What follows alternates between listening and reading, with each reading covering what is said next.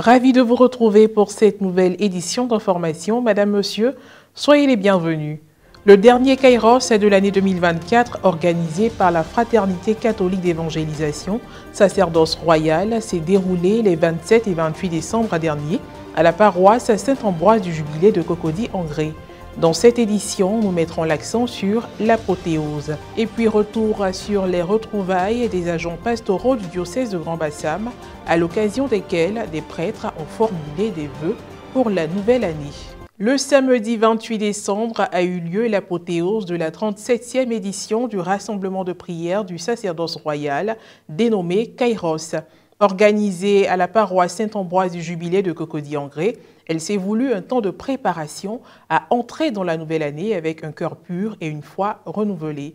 Commentaire Morel Poti. Organisée pendant l'octave de Noël par la Fraternité catholique d'évangélisation sacerdoce royal, la 37e édition du Kairos, qui a été la dernière de l'année 2024, a permis aux participants de célébrer pleinement la naissance du Christ, mais aussi de se préparer à entrer dans la nouvelle année 2025 en étant ressourcés dans la foi. L'événement s'est tenu à la paroisse Saint-Ambroise du Jubilé de Cocody-en-Grès. Nul n'est comparable à toi, Jésus.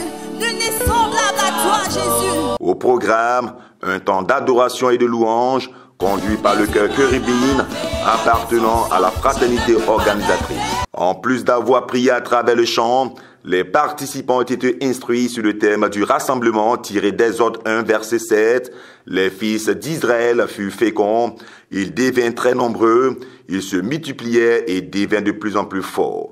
Tout le pays en était rempli.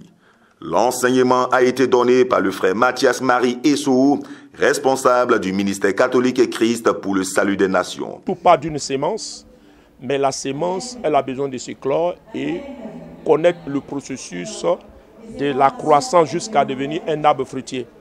Donc, prenant le thème sur la fécondité, c'est un peu nous amener à ne pas être stérile, à ne pas faire du surplace, mais également à voir notre vie être impactée dans ces aspects, dans les aspects où on ne connaît pas de croissance. Il n'a pas hésité à donner un message d'espérance à tous ceux qui sont habités par la peur chaque fin d'année. Même s'il y a des événements qui coïncident généralement avec la fin d'année, parce que là aussi c'est un constat, parce qu'on ne peut pas dire aux personnes que pourquoi ils sont dans cette psychose, tout et tout, mais il y a un constat, c'est que généralement à la fin d'année, des événements difficiles arrivent, des morts inattendues, des accidents, et ainsi de suite. Et en tant que chrétien, parce qu'avant qu'on soit chrétien, on est d'abord des êtres humains.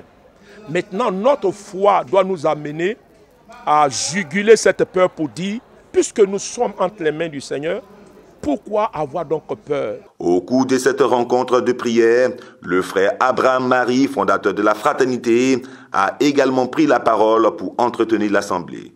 Et surtout, rappeler à chacun l'importance de l'événement. Il se prononce sur l'après-Kairos, tout en mettant l'accent sur l'ouverture de l'année jubilaire 2025. Il y a 25 ans, j'assistais à ce même événement et Dieu me fait grâce de voir encore un événement pareil dans ma vie. C'est extraordinaire. Une porte de vie, une porte d'espérance. C'est un encouragement pour le ministère, un encouragement pour la mission. C'est un encouragement pour davantage marcher à la suite de Dieu et puis comprendre les nouveaux défis qui s'imposent à nous dans notre temps aujourd'hui. Le sommet de cette 37e édition du Kairos, acte 2, a été la messe officiée par le père Guy Honoré Assagou, vicaire à la paroisse Saint-Ambroise du Jubilé de Cocody-en-Grès. La célébration eucharistique a été particulièrement marquée par une procession d'offrandes, expression d'action de grâce à Dieu, et l'adoration du Très Saint Sacrement qui a permis d'achever l'activité en beauté et surtout dans la présence de Dieu.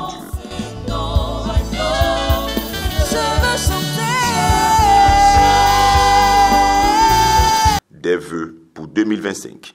Mes vœux sont des vœux d'espérance, des vœux de faveur et des vœux de paix.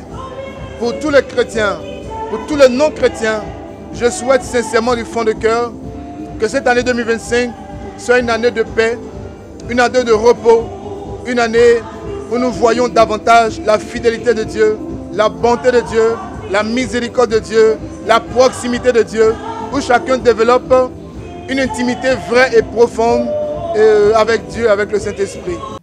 Tout autre sujet à présent, réunis à la résidence épiscopale le vendredi 27 décembre dernier dans le cadre de leur traditionnelle retrouvaille de fin d'année autour de l'évêque, les agents pastoraux du diocèse de Grand-Bassam ont vécu ensemble un moment agréable.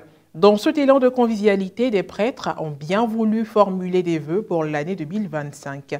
Reporter d'images, Pierre Richemont, commentaire, Marie Abissé. L'édition 2024 des retrouvailles des agents pastoraux du diocèse de Grand-Bassam a été organisée sous le signe du jubilé qui prend en compte celui de l'Église universelle et celui du cinquantenaire de la conférence épiscopale ivoirienne. Ce sont les retrouvailles. C'est comme les retrouvailles entre l'Église universelle et l'Église locale, c'est-à-dire l'Église catholique universelle et la conférence épiscopale. Donc on a demandé à tout le monde de venir et d'être là et de célébrer dans la fraternité et dans la joie. Le vendredi 27 décembre dernier était donc jour de fête à la résidence épiscopale. Prêtres, religieux et religieuses, ainsi que des laïcs ont partagé ce moment de convivialité autour d'un déjeuner soutenu par l'animation du chœur Écho de Marie.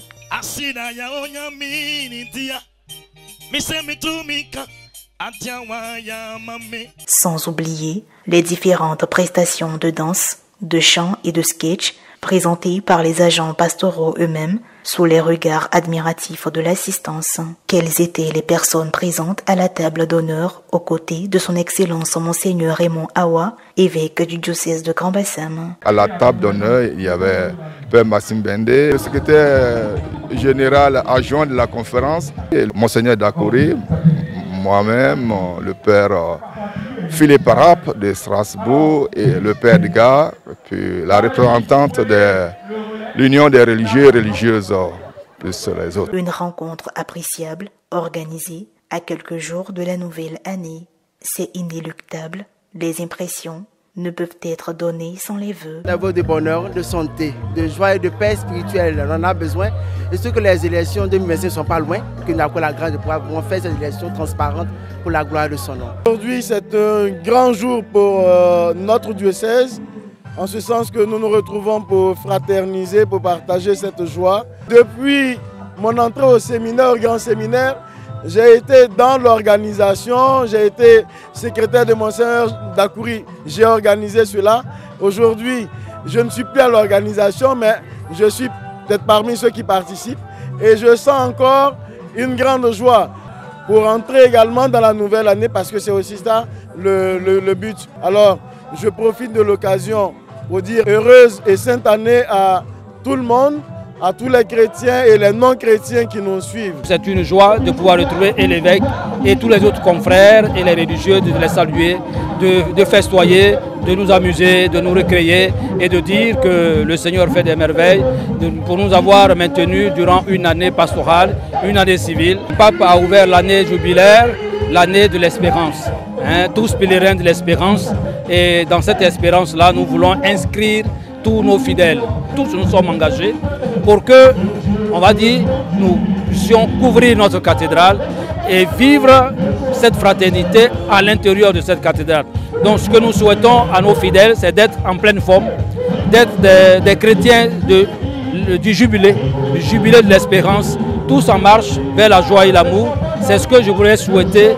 Beaucoup de santé à notre Père évêque, beaucoup de joie, de toujours être entouré de ces prêtres, et à tous mes fidèles de la paroisse Saint-Esprit, beaucoup de moyens spirituels et financiers pour nous accompagner dans la construction de la cathédrale Saint-Esprit.